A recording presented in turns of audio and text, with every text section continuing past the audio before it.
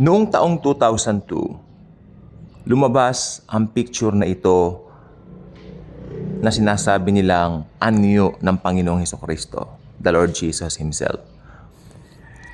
Hindi po lingid sa atin na before this came out, isa po sa pinaka-popular or should I say pinaka-popular na pinaniniwala ang actual face ni Lord Jesus ay yung the Shroud of Turin. Pero natutuwa po ako lumabas po ito. Alam niyo po kung bakit. Kasi in a biblical manner, mas akma po itong research na ito. Ito po ay nagbase sila doon sa isang bungo na nahukay nila. Okay? Ibinasi nila yung size ng ulo, okay? Yung size ng panga, yung size mismo ng tao, no? Na kung ano yung height that time, ito po, masyasyak kayo. Noong panahon po ni Jesus Christ, ang standard height ng isang tao ay 5'5". Lalaki po yan. Malamang ang babae nasa 5'2", 5'3". Standard height po yan ng mga pure na Hudyo during that time. Maaring may mag-refuse, ba't sa Israel ngayon, matatangkad ang mga Hudyo? Hindi na po pure na Hudyo yung mga nasa Israel ngayon, nahaluan na po sila. Remember AD 70? After that, na-scattered sila. Sinabi po ni Jesus yan hinulaan niya yung destruction of Jerusalem. At ito ay nagkaroon nga naman ng katuparan.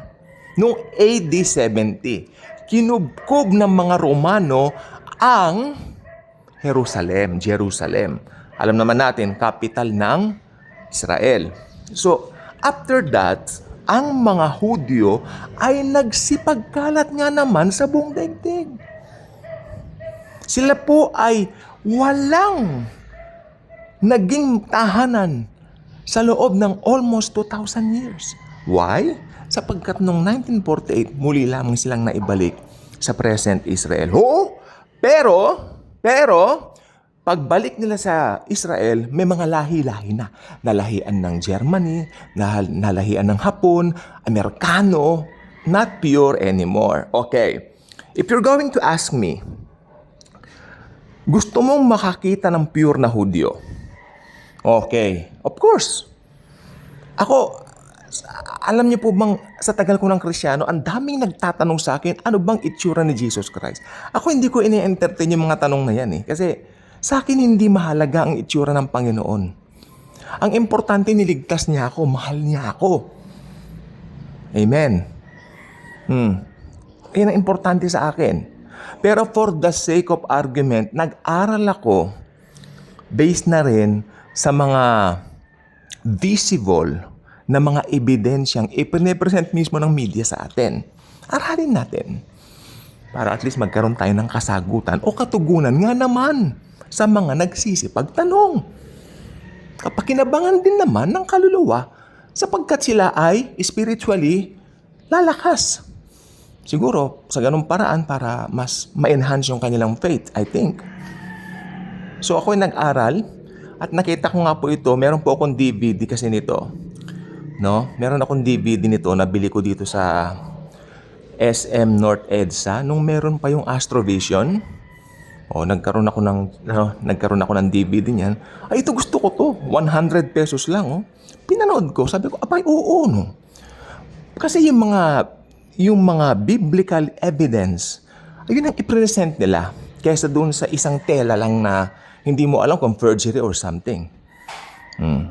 At inaral nila yung height ng mga Hudyo, that time, 5'5", lalaki yon, male. Okay, no? So ito pong sasabihin ko po sa inyo. Sabi ko nga po kanina, ako hindi ko po ini-entertain, pero ang dami po nagtatanong, ano ba ang itsura ng Panginoong Jesucristo? Merong naging believer lang, kaboborn again niya, agad niyang gustong malaman, ano bang itsura ni Jesus? Sabi ko, from the heart, mula sa puso ko, sasabihin ko sa iyo, hindi ko alam ang itsura ng Panginoong Jesucristo. Hindi naman siya nag-iwan ng mga physical evidence na pwede natin pagbatayan, kasi sasambahin natin yan, Sasambahin ng tao yan. Pero kung gusto mo, from my heart, sasabihin ko sa iyo,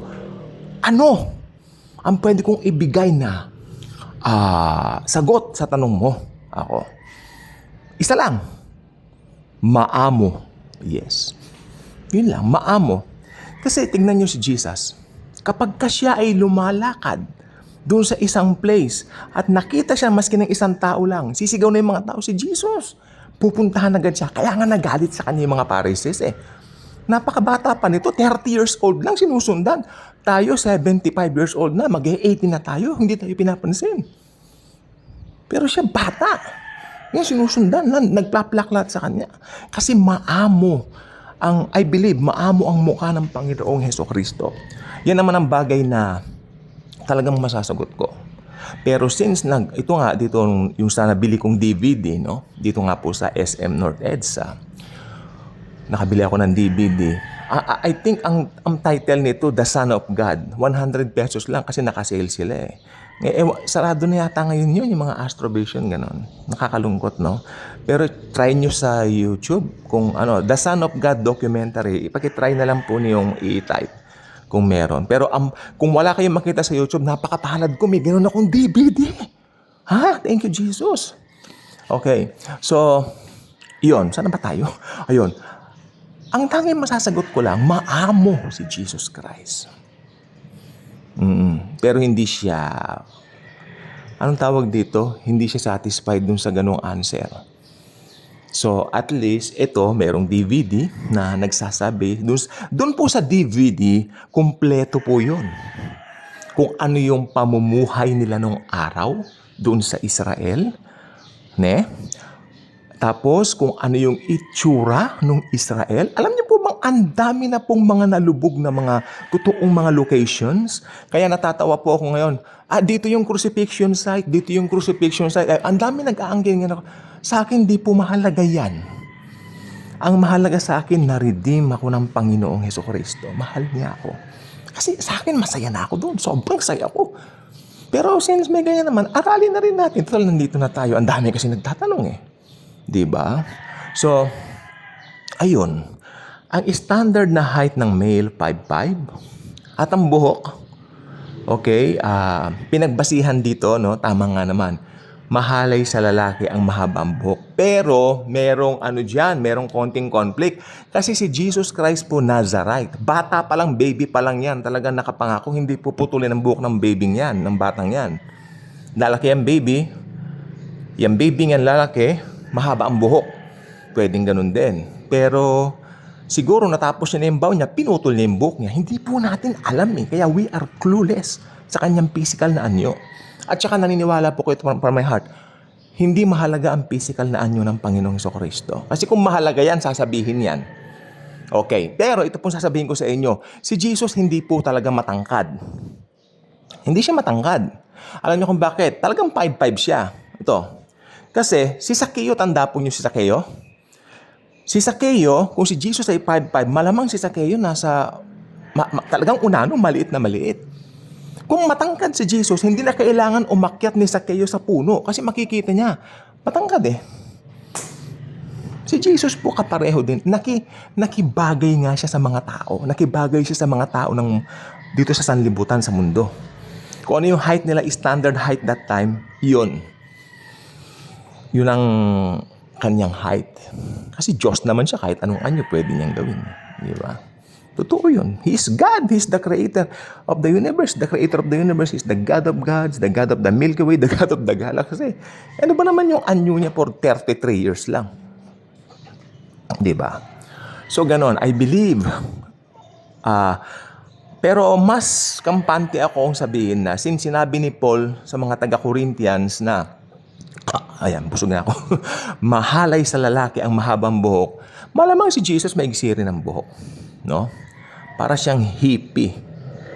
Di ba, naging hippie looking na yung mahabang buhok eh. Pero no, I think maigsi ang buhok. Parang ganyan nasa litrato.